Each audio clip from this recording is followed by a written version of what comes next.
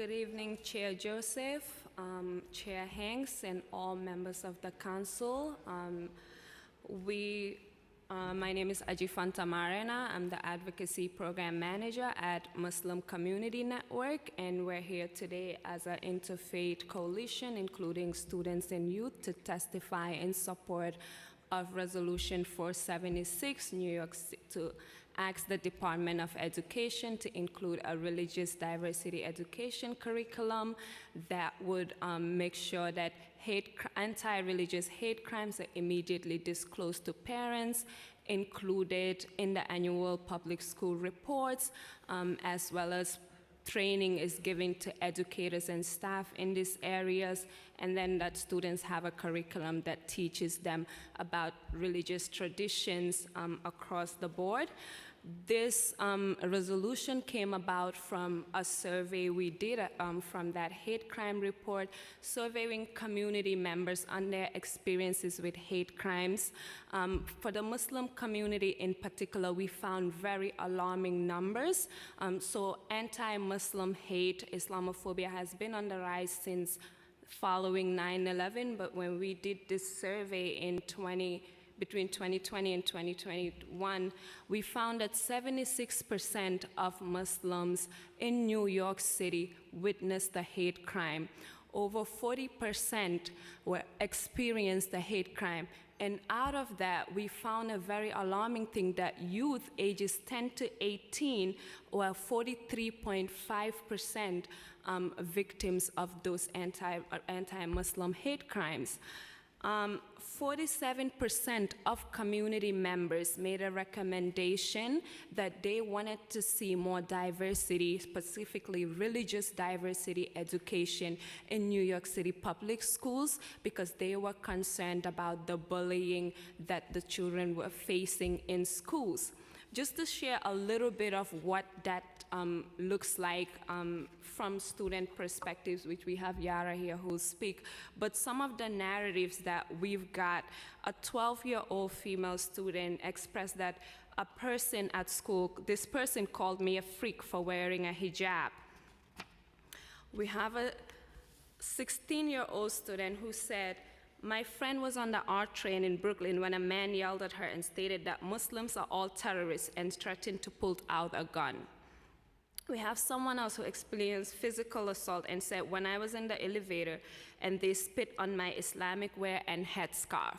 We believe that these incidents, especially happening in public schools in 2020, the FBI found that over 41% of hate crime incidents that are happening in public schools are anti-hate crime, anti-religious hate crimes. So it's really important to zero in on this specific issue and address it by providing religious diversity education. I will let the panel share more information on the other aspects of why this resolution is important and timely at this moment. Thank you. Thank you so much for your testimony. Yara Takat. Sorry, can you hear me? Good afternoon, Honorable Council. My name is Yara Takat. I am a junior at the Bronx High School of Science and have been attending an NYC DOE public schools my entire life. I grew up going to the mosque, fasting during Ramadan, and confused why I had to skip school for Eid until I was in the 2nd grade, when it became a holiday on the school calendar. I grew up learning about Christmas and Hanukkah during the holiday season from my teachers and my peers, seeing my friends confidently show off their first communion dresses, but I was confused, why were they wearing wedding dresses as kids? I grew up fortunate, though, that my parents would explain to me what these events and holidays meant for the people celebrating and why they celebrated them impartially when I asked. Others, however, have been evidently less fortunate than me in this experience, where it is clear that their parents or their guardians projected prejudices against the groups being asked about instead. I was in the 1st grade when I received a death threat from my classmate. It was a small class of 14 kids, including myself, and I was the only Muslim. Others knew because I was absent on Eid. This classmate told me, I'm going to come to your house at night and murder you because you're a terrorist. I remember this vividly, mainly because of what happened after. I stared blankly at him, confused. I responded, "Sorry, my parents won't let you. I only have sleepovers with my girl cousins."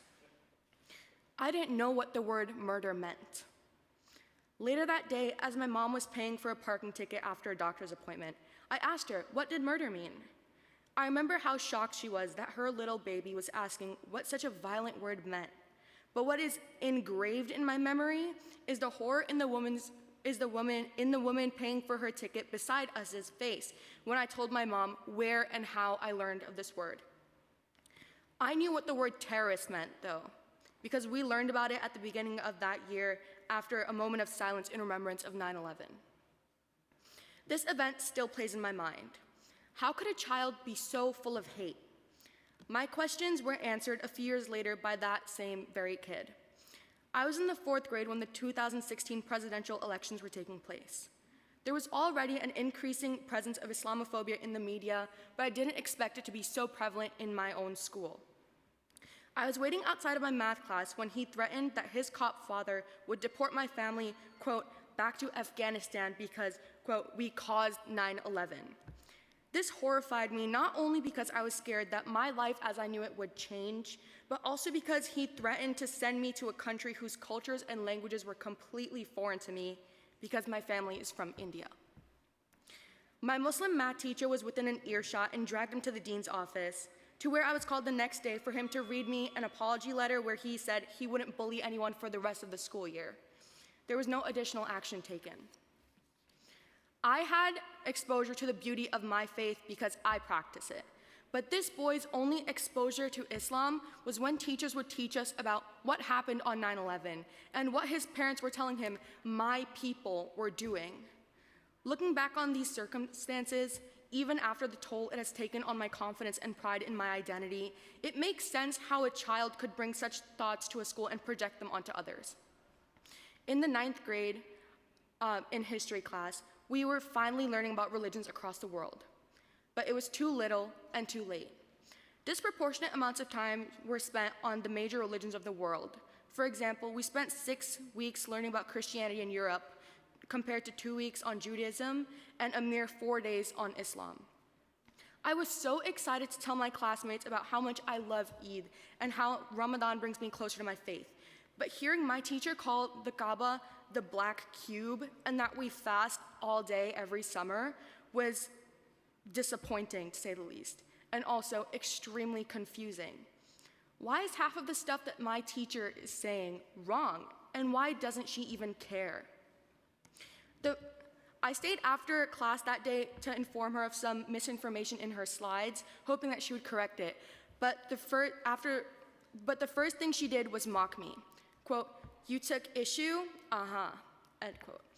I continued, telling her that Ramadan doesn't happen strictly in the summer. It follows the Islamic calendar that is lunar, something which wasn't even mentioned in the slides, and she cut me off, saying that she was a public school teacher on a public school salary, and that it wasn't her responsibility to teach us about, quote, these little religions, Islam, Christianity, Judaism, and Hinduism, end quote. And if I wanted to learn about them so bad, I could go to a mosque or synagogue myself. The next day, she kept me after class, telling me her outburst was because she hadn't had her coffee. Even when we were supposed to be learning about religions, the lack of structure in what needs to be known left half the people in my class wondering whether Muslims pray 5 times a day or 7 when time came to take the unit test.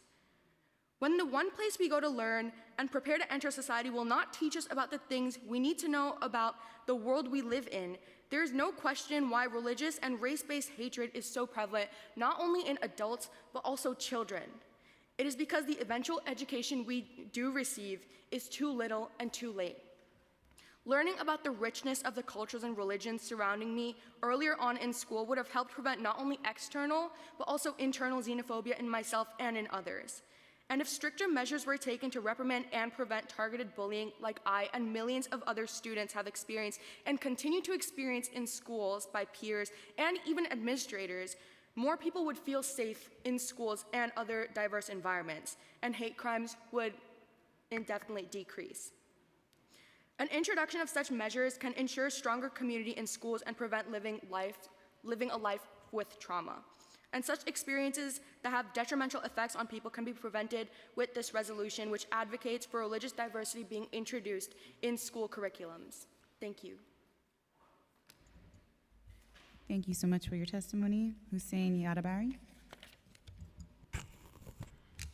Dear Chair Joseph and esteemed members of the Education Committee and City Council, my name is Husein Yatabarry, and I'm before you today as the Executive Director of Muslim Community Network.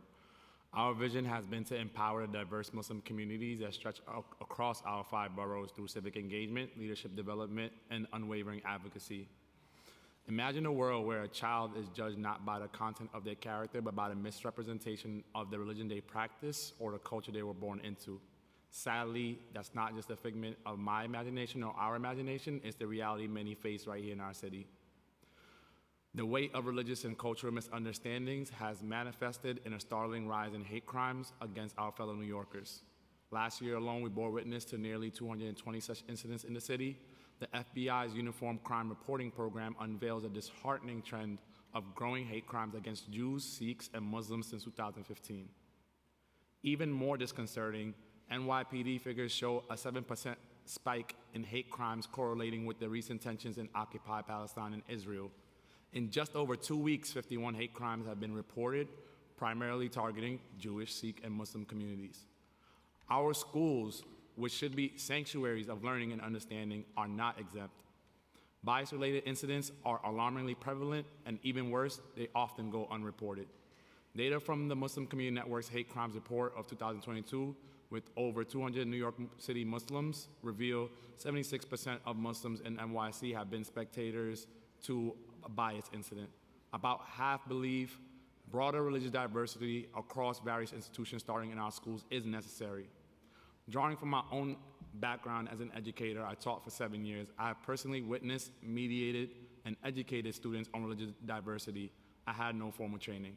I navigated a bias-related incident involving a young Muslim girl in the 5th grade. She was told she would go to hell for being Muslim and not Catholic. Her peers did not understand why she wore a hijab in her class and mocked her for it. While the students did face consequences, this situation was preventable. I received no formal training in religious diversity. No other teacher did, but they used a Muslim on staff to mediate the situation. The students were not exposed to a religious diversity curriculum. This situation did not need to happen. I urge the Department of Education and I urge the City Council to push this resolution through, to collaborate intensively with nonprofits, faith-based organizations, and the clergy. Together, let's design a curriculum for all grade levels that celebrates religious diversity, working actively to eliminate prejudice and foster unity from a young age. It's not just about the curriculum, though. We talked earlier here today about training and professional development. Educators themselves need professional development, staff, principals, ensuring they're equipped to foster an environment of acceptance. It's our duty to ensure that no school staff member, parent, or student ever experiences friction based on external circumstances that have unfairly targeted religions and nationalities. Furthermore, we demand transparent reporting of hate crimes in schools. The Department of Education must prioritize accurate classification, timely notifications, and absolute transparency in disclosing hate crime statistics in their annual reports. Parents, community leaders, and educators alike need this information to understand patterns and proactively address such situations. In conclusion, we urge the adoption of City Council Resolution number 476. Let's stand united in condemning any form of bullying or harassment based on religious or cultural practices. Let our schools be beacons of hope, acceptance, and unity in these divisive times. Thank you for your time and consideration. Thank you so much for your testimony. Wali Yula.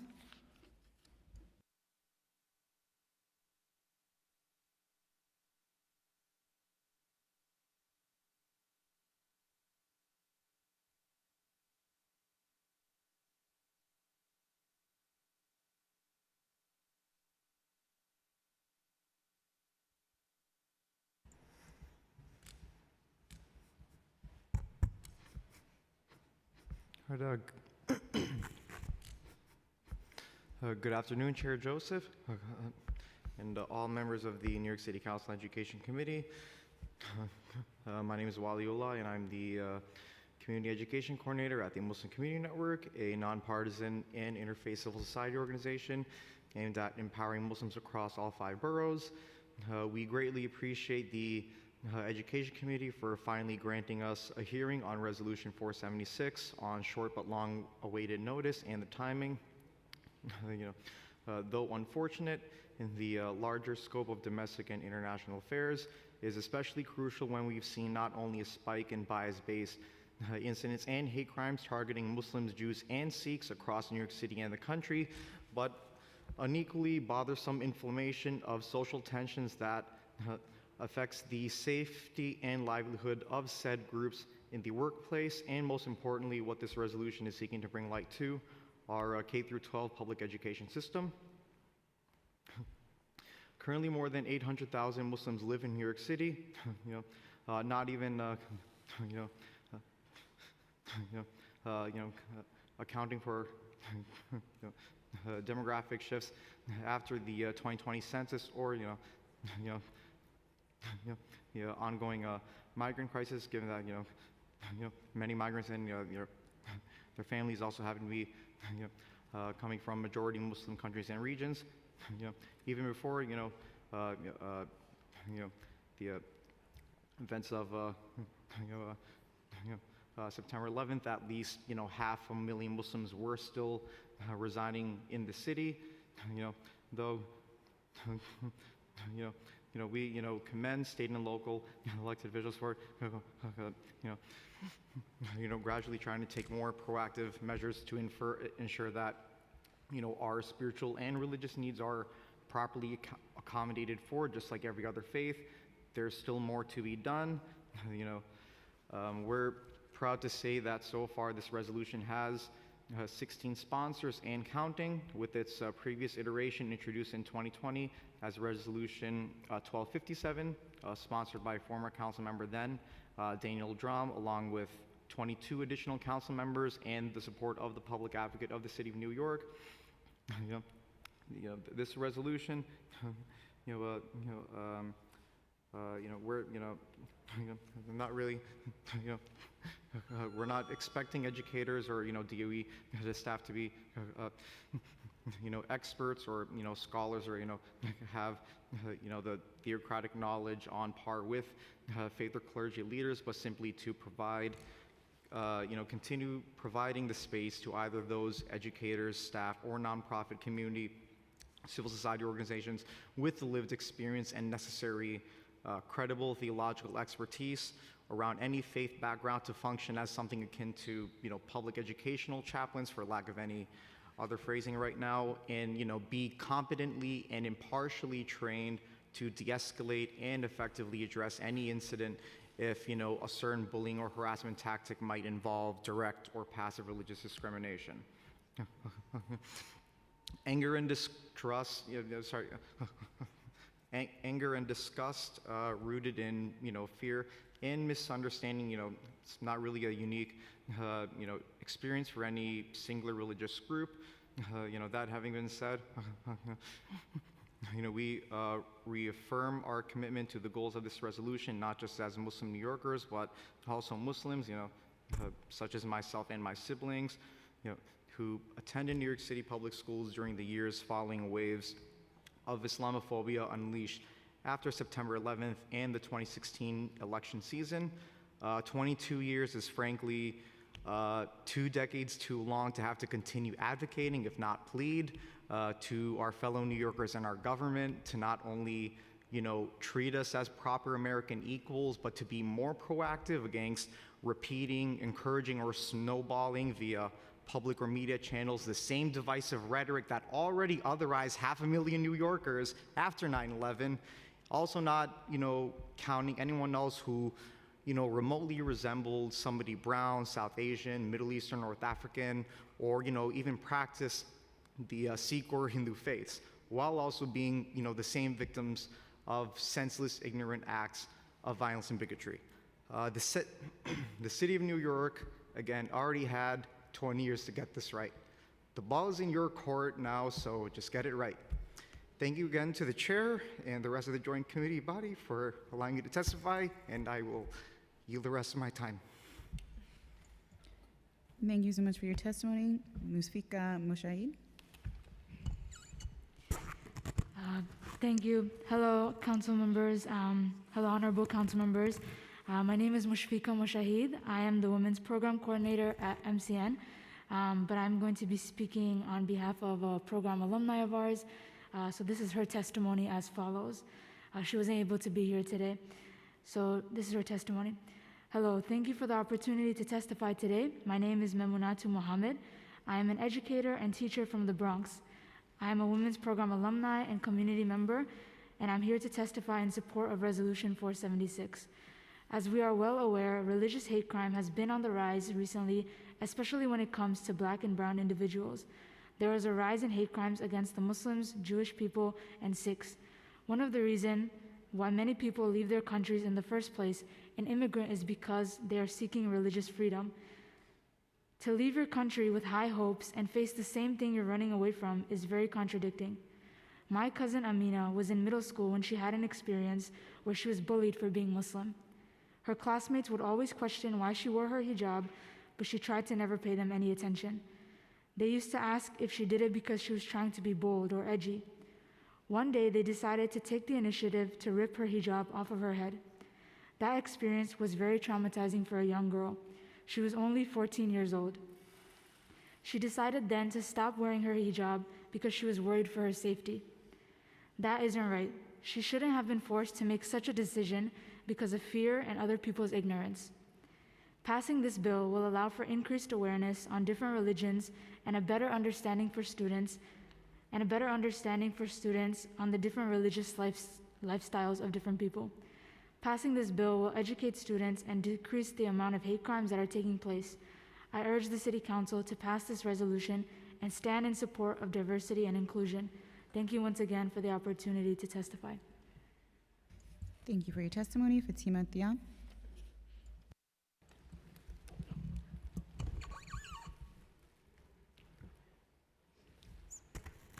All right.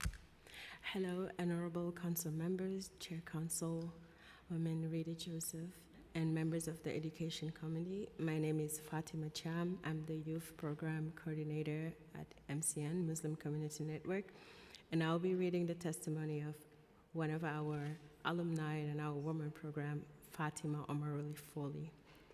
As it goes, she salutes you all. Hello, Honorable Council Member, Chair Councilwoman Rita Joseph, and members of the Education Committee. Thank you for the opportunity to testify today. My name is Fatima Omaroli Foley. I'm a patient navigator and a community member of Muslim Community Network, here to testify today in support of Resolution 476. Hate crimes can have a profound impact on youth mental health. Being targeted or witness such act can lead to feelings of fear, anxiety, and depression. It can erode self-esteem and self-worth, making it difficult for young people to develop a positive self-image. In cases, victims may experience post-traumatic stress disorder, PTSD, which can persist into adulthood. Additionally, hate crime can contribute to a sense of isolation and social exclusion, feeling loneliness and despair. To address this issue, it is crucial to promote tolerance, inclusivity, and provide support to affected youth. Immediate notification to parents empower them to protect and support their children, both emotionally and legally, and is a crucial step in addressing the impact of hate crime on youth mental health. I urge the Council to pass this Resolution 476 to stand in support for this resolution. Thank you once again for the opportunity to testify. Thanks for your testimony. Reverend Mark Fowler.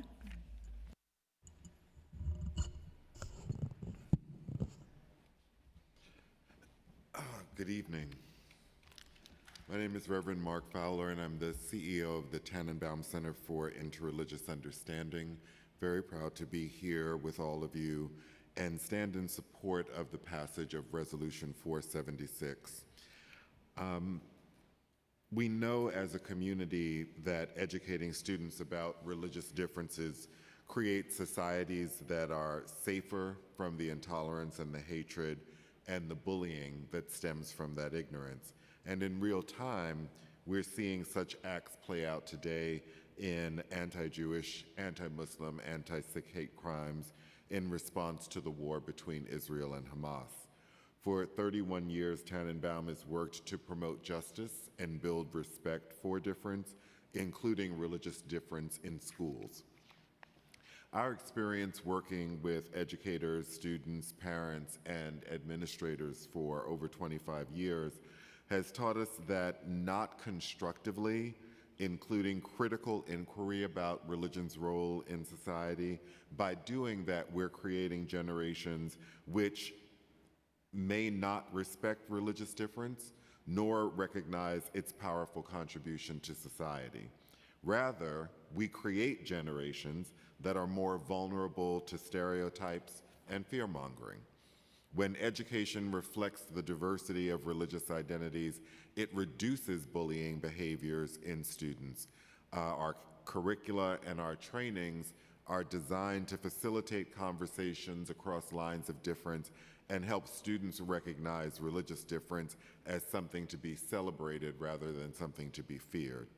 When students actively explore each other's religious identities, they build essential social and emotional skills like active listening, respectful questioning, and open-minded curiosity, which helps them recognize and challenge stereotypes. When learned early enough, these behaviors continue outside of the classroom, helping form active and engaged community members. I was a public school high school teacher for 11 years at the Brooklyn Comprehensive Night High School. I was an English teacher, and for 9 of those years, I was the coordinator of student affairs. And as it related to professional development, never in my pre-service education, which took place at Duke University, nor in my career with the Department of Education was I ever presented with the opportunity to examine my own implicit bias toward people from other groups, and certainly none of the implicit biases that I had towards people from other religious traditions. Teachers report to us at Tannenbaum that they are unfamiliar and uncomfortable with talking about religion, which limits their ability to address issues of religious difference with their students. The Professional Development Directive in Resolution 476 gives the educators the pedagogical tools that they need to have respectful conversations about religious diversity, but also to explore their own biases and prejudices about the topic. I think that Resolution 476 addresses the root causes of hate and bullying by combating in ignorance. The most dangerous threat is not just to our students, but to our society. Resolution 476 is not only a good thing to do, it's the responsible thing to do to prepare our students for an increasingly diverse and vibrant world.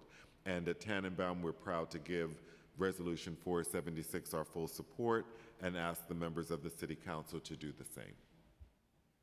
Thank you so much for your testimony. Paulette Healy? My name is Paulette Healy. I am a special education and D75 advocate, and I have 2 children attending New York City public schools. I had an entire testimony prepared, which I will submit later with facts and data and numbers and things of that nature. But sitting here and hearing the different testimonies from this panel and hearing the testimonies of our children who testified from Dignity in Schools earlier today, it's hard not to think about how this didn't happen overnight. The reason, our children are being targeted and there's so much divisiveness going on, not only in our schools, but in our world, is because we don't have a safe space to talk about these things. And our teachers don't feel empowered to be able to have honest and open conversations about what our children are going through and how confusing this entire world is. And this didn't happen overnight. And we know that because funding is lacking where it's needed and it's being pushed to agencies that have money to burn, this is the end result. This is the end result of not having restorative practices in our schools. This is the end result of not having culturally responsive curriculum being able to be implemented within our schools that actually reflects the populations that we're serving. This is an immediate response to the continued policing that we're constantly having in our schools, where we have teachers who are villainizing some children and uplifting others, saying boys will be boys, it's okay that you rip that hijab off of her head. No, someone has to say no. And quite honestly, sitting in this meeting for as many hours as we have, with all of the department heads that were in this panel, the fact that they were so ill-prepared and with no answers and with no data, they didn't earn their paycheck today. And that was a multi-million-dollar panel that was sitting here today. So let's really think about how we're utilizing the money that's even going into the DOE, because it doesn't belong with directors, executive super, and whatever their titles are, because it's not hitting where it belongs, which is in our schools, and our schools are no longer safe havens for our children. We can talk about it, we can throw that word around as much as we want, but if our children don't feel that there's people in their school that they trust, or that they feel that they're not being seen by the people who are tasked to take care of them and educate them, then there's no hope for our children. They're constantly going to be children in crisis. And these numbers are going to just continue escalating. So, I had a whole story about a child in my district who, was handcuffed and left in handcuffs for hours until his parents came to get him. And he was 5. And he was forced to go back into that same kindergarten class the next day with no explanation about what he did wrong, with no support, and with no change in culture in that classroom. That teacher still treated him like crap when he went back, because he was the behavior problem in that class. And he's 5. So what hope do we have if we are not going to prioritize where we're spending our money, even within the agencies that are supposed to be doing good for our children? So my one ask is, one, thank you, City Council Member Rita Joseph, for amplifying Chancellor's Regulation A412, because it's garbage the way it's written right now. It totally takes away all the rights of parents and students, and prioritizes, the DOE to cover their butt, for sake of a better word, when they divert everything to legal counsel in incidences of crime and harm. But as City Council, when we are gearing up for these discussions about budget, because budget's always, we say it all the time, it's our morality in a document, right? Really look at the MOU between the DOE and the NYPD, because the amount of money that is constantly being laundered away from our schools and back into NYPD is criminal. Thank you. Thank you so much for your testimony, and thank you to all of our panelists. Our next panel, Husein. Did everyone? Oh, they didn't. I'm sorry. You have one of these? Yeah. Go ahead, you can state your name. Where'd it go?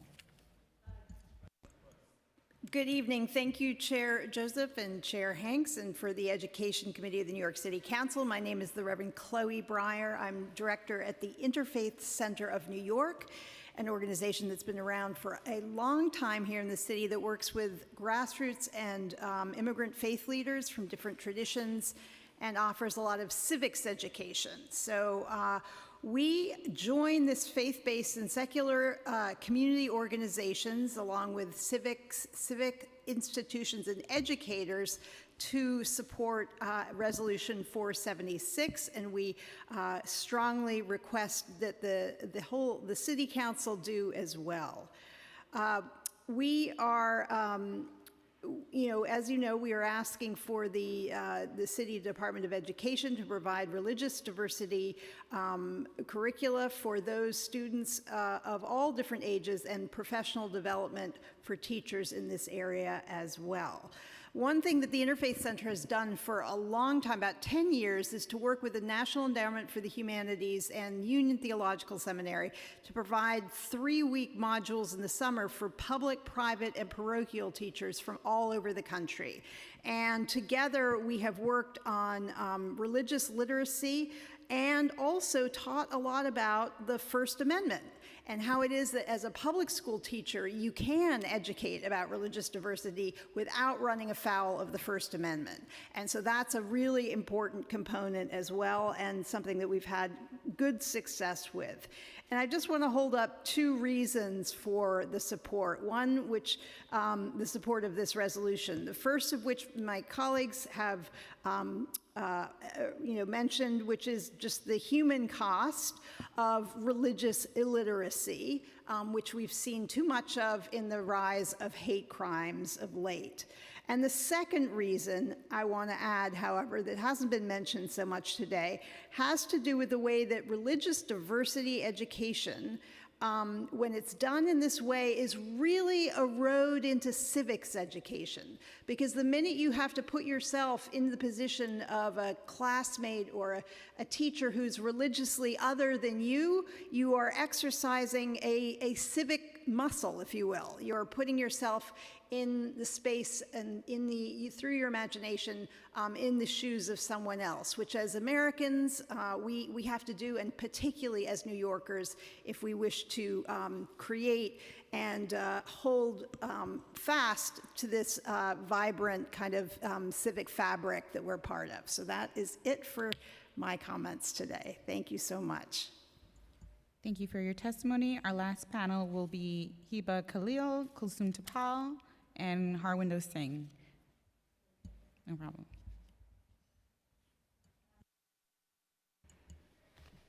Thank you so much. My name is Hiba Khalil, and I am the Executive Director of the New York Metro chapter of MGAGE, a Muslim civic engagement and advocacy nonprofit that empowers Muslim voters and advocates for policies that affect our community on the state, local, and federal level. I support City Council Resolution 476, calling upon the New York City Department of Education to consult with faith-based organizations to develop and provide all grade levels with a curriculum that focuses on religious diversity, to provide professional development focused on religious diversity for teachers, staff, and administrators, to ensure accurate classification of hate crimes in annual school reports and immediate notification and full disclosure to parents of hate crime statistics, and to ensure that schools take actions to condemn bullying and harassment based on religious clothing, food requirements, and the need for prayer spaces and time year-round. There are around 1 million Muslims in New York City, and this resolution is more important than ever. There has been a worrying uptick in anti-Muslim, anti-Jewish, and anti-Sikh rhetoric, hate crimes across the city, especially against young people and those that are visibly identifiable faith groups. We are seeing levels of anti-Muslim, anti-Jewish, and anti-Sikh rhetoric that is reminiscent of post-9/11. This has led to discrimination, vandalism of houses of worship, and hate crimes. Most recently, a 16-year-old Muslim girl was attacked on the subway and a Sikh man in Queens on a bus. It is especially important to make sure that young people feel protected in their schools and that they are not targeted because of their faith. Religious-based bullying and harassment is often due to misunderstanding or negative perceptions about how others express their faith. Religious diversity in education can help address hate crimes and create healthy school environments for students, educators, and staff. Researchers and advocates contend that lessons in schools that address religious biases and inaccuracies can help decrease religious-based bullying. Curriculums in Chicago and Michigan have been developed, and in New York City, the Center for Asian Children and Families is advocating for an inclusive curriculum to prevent misunderstandings about the AAPI community. Educating students not only reduces hate crimes, but can also promote civic leadership and tolerance among youth. It is imperative that New York City be an example and pave the way for school curriculum inclusivity of prominent religions and all others. There is a dire need to address hate crimes and to create policies and laws that address religious intolerance and anti-religious bigotry. There's also a dire need to improve and enhance access to resources to educators and staff. Teachers often do not have the resources to teach about world religions and how to dispel biases and hatreds. New York is a city that prides itself on its diversity. According to the Public Religion Research Institute, New York City has the largest number of Jewish and Muslim residents of any municipality in U.S. Because of this, we should take a leading role in encouraging a robust line of policies that support religious diversities and address harmful rhetoric against different faith groups through education. We ask that you pass Resolution 476 to protect youth in New York City, enhance their understanding of other groups, and work with educators and staff by connecting them to resources that can elevate their understanding of others. Thank you. Thank you so much for your testimony, and thank you to all of our panelists.